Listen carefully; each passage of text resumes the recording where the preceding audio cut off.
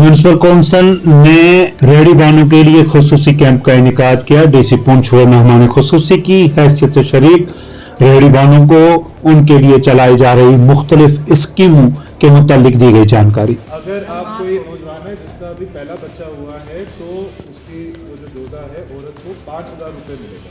ठीक है, एक दो करके जी सर, 1,000 रुपया। तो सेकंड इंस्टॉलमेंट में उसको 2,000 रुपया।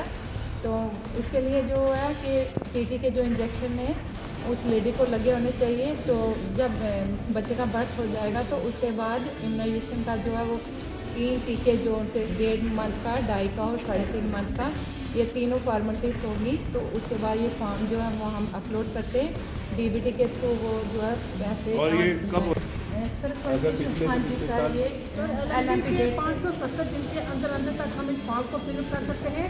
और इंस्टीट्यूशनल डिलीवरी यानी कि अस्पताल में आपने डॉक्टर आपने घर पे सारे शहर में ही रहते हैं, शहर में या गांव में जो भी है, अगर वो रास्ते में भी कोई डिलीवरी हो जाती है तो भी हम उसको ये पैसा देंगे।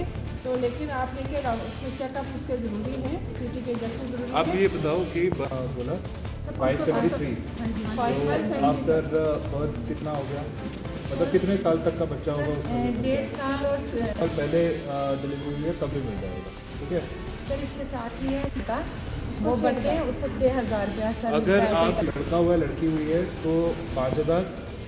ठीक है, पर वो प्रोवाइडेड 1.5 साल से बड़ा नहीं है।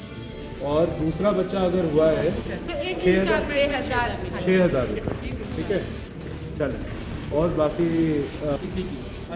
अगर आपकी सिर्फ मतलब रोड एक्सीडेंट कोई भी एक्सीडेंट मतलब आप कहो कि अस्पताल में नेचुरल छोड़ के बाकी एक्सीडेंटल कोई अचानक किसी रोड एक्सीडेंट में डेथ हो जाती है तो 2 लाख रुपए आपकी फैमिली को मिलेंगे। और स्कीम में देना कितना है?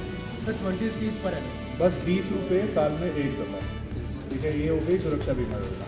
जीवन ज्योति में बताओ। इसमें एक और है, इसमें आपका अगर कहीं पार्शियल डिसेबिलिटी है तो आपको 1 लाख रुपया उसमें भी मिलेगा।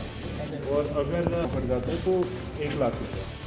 और सुरक्षा जीवन एलिजिबिलिटी। और वो जो रहता है आपका कोई भी किसी भी तरह से भी डेथ हो जाए किसी का, एक्सीडेंटल या फिर नेचुरल, ऐसे ही किसी को तो बीमार था मर गया उसमें टाइम पीरियड, तो वो आपको 2 लाख रुपया वहाँ पे मिलेगा। 2 लाख रुपया परमानेंट डिसेबिलिटी भी मिलता है और पार्शियल डिसेबिलिटी कोई थोड़ा बहुत लग गया किसी पार्ट में पार्टी से तो वो आपको 1 लाख। कितना देना है? सर 430 436 रुपये साल में 1 बार देंगे। और उसमें भी आपको किसी भी वजह से अगर मौत हो रही है तो घर वालों को 2 लाख रुपये। 2 लाख दोनों में 2 लाख। ठीक है। और अटल पेंशन योजना भी बताओ। अटल पेंशन योजना इसमें खास वो 18 ईयर से 40 ईयर्स तक का टाइम पीरियड रहता है। उसमें आपने कॉन्ट्रीब्यूशन देना होता है अपनी तरफ से। वो आपकी एज के हिसाब से प्रीमियम बनता है। जैसे एक आपका 500 हो गया, 100 हो गया, तो 60 साल के बाद आपको 1,000 रुपये से लेके 5,000 तक की पेंशन मिलेगी। आफ्टर 60 ईयर जब आप 60 साल के हो जाओगे तो आपको पेंशन मिलती है गवर्नमेंट की तरफ से 1,000 से लेकर 5,000 रुपये तक, जितना आपका कंट्रीब्यूशन रहा होगा। ये आपके तो अकाउंट होंगे लोन अकाउंट, तभी आपको मिले हैं लोन। फैमिली मेम्बर्स के अकाउंट नहीं है, कोई गवर्नमेंट की स्कीम है, जैसे कोई पैसा बाहर से गवर्नमेंट ने डायरेक्टली डालना है तो वो उसके लिए जन धन योजना जो है वो 0 बैलेंस अकाउंट है, वो ओपन करवाने के लिए। और ये केएम टेक्निकल श्रीनगर में मैनेजमेंट ने पहली तहीनती तकरीब का इनेकाद किया। तरबियत हासिल कर चुके जवानों में इनामात किए गए तकसीम। तो वाबस्ता एजुकेशन के साथ रहा है वो आज का नहीं सैकड़ों सालों का है।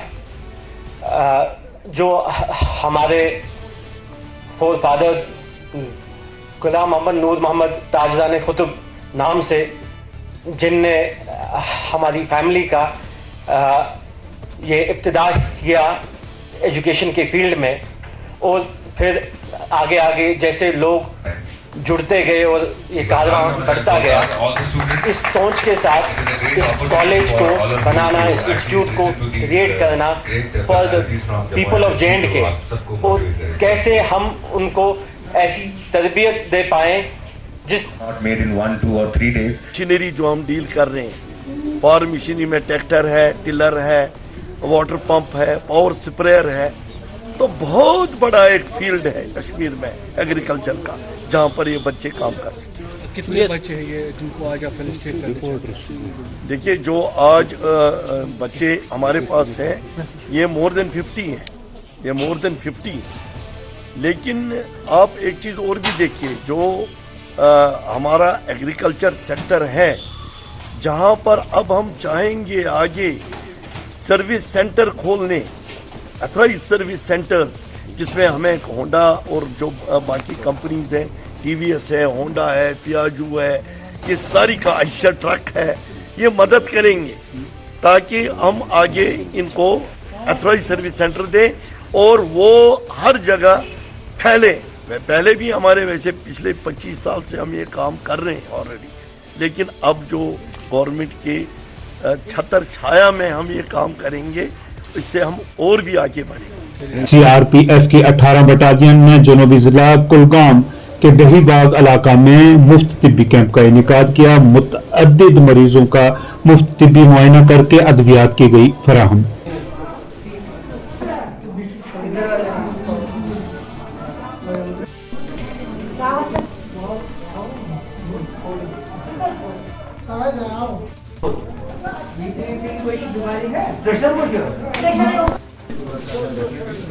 और क्या देखना है?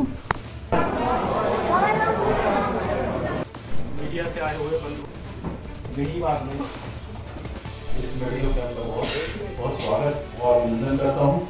बड़ी खुशी है कि हमारे मेडिकल कैंप की आपके लिए और हमारे लिए भी बहुत अच्छा होगा कि स्नोफॉल हो गया और जो कि भविष्य में आपके पानी की किल्लत और खेती के काम भविष्य में आएगा।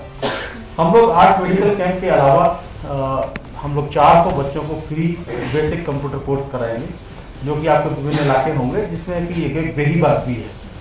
और उसके अलावा हम लोग डाटा एंट्री कोर्स कराएंगे करीब 80 बच्चों।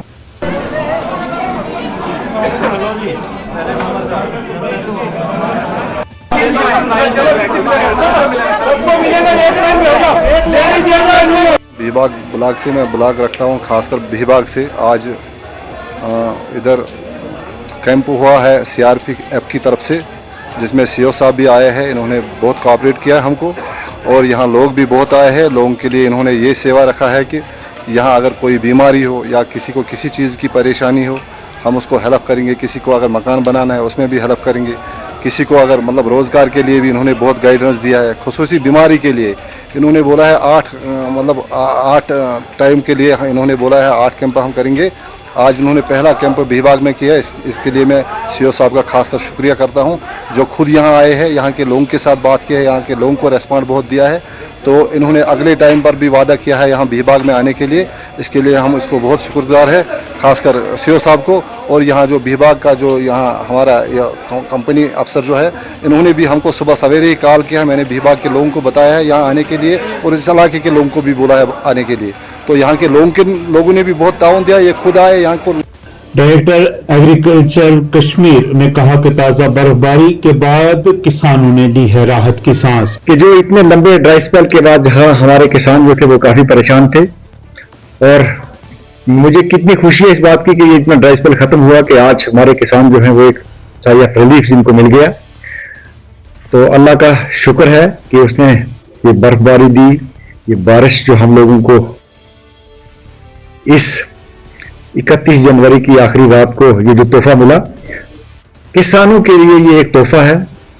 और जो ड्राई स्पेल लंबा ड्राई स्पेल जो था वो खत्म हुआ, और जो खासकर जो क्रॉप्स हमारी जो है इस वक्त जो फील्ड में क्रॉप्स ग्रो की थी, उनके अंदर जो हम लोगों को फर्टिलाइजेशन की अप्लाई करनी थी, क्योंकि इंटीग्रेटेड न्यूट्रिएंट मैनेजमेंट जो है ये एक बड़ा इंपॉर्टेंट पार्ट है कि जब तक प्लांट हेल्दी तभी होगा, अल्टीमेट पोटेंशियल तभी हार्वेस्ट होगा कि जब उसको हम किसी तरीके से जो एसेंशियल एलिमेंट्स हैं उनकी रिक्वायरमेंट को पूरा करें। और जो एसेंशियल एलिमेंट्स हैं वो तभी दिए जा सकते हैं कि जब जमीन के अंदर अबंडेंट क्वांटिटी में मॉइस्चर अवेलेबल हो। तो हमारे पास मॉइस्चर अवेलेबल नहीं थी, तो क्रॉप का ग्रोथ और जो था डेवलपमेंट वो स्टंट हो गया था।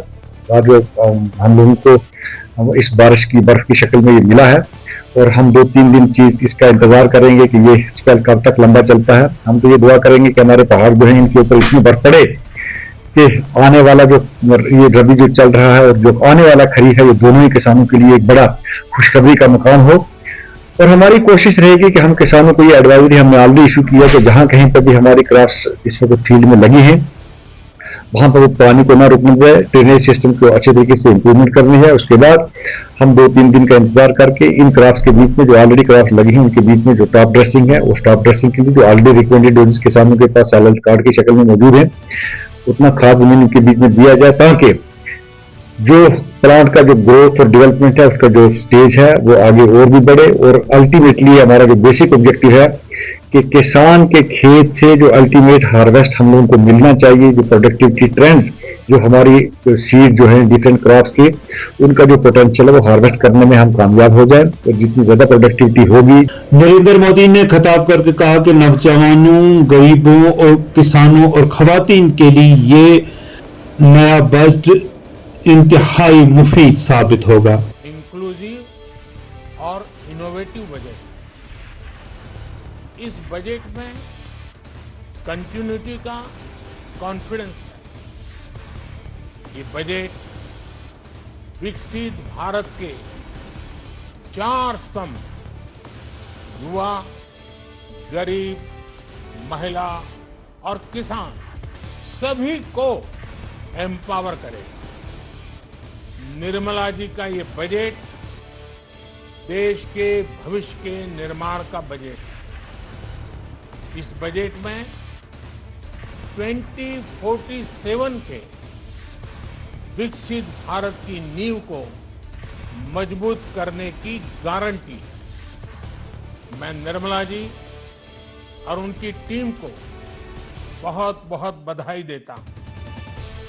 साथियों, इस बजट में युवा भारत की युवा आकांक्षाओं का, भारत की यंग एस्पिरेशंस का प्रतिबिंब है।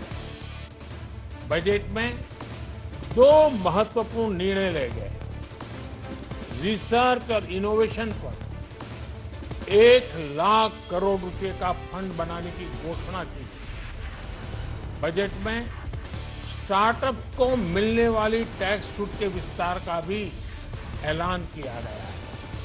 साथियों, इस बजट में फिस्कल डेफिसिट को नियंत्रण में रखते हुए कैपिटल एक्सपेंडिचर को 11,11,111 करोड़ रुपए की ऐतिहासिक ऊंचाई दी गई है। अर्थशास्त्रियों की भाषा में कहें तो एक प्रकार से स्वीट स्पॉट है। इससे भारत में 21वीं सदी के आधुनिक इंफ्रास्ट्रक्चर के निर्माण के साथ ही युवाओं के लिए अनगिनत रोजगार। कश्मीर के मैदानी इलाकों में इस साल की पहली ताजा बर्फबारी, हर तरफ बर्फ की सफेद चादर बिछ गई।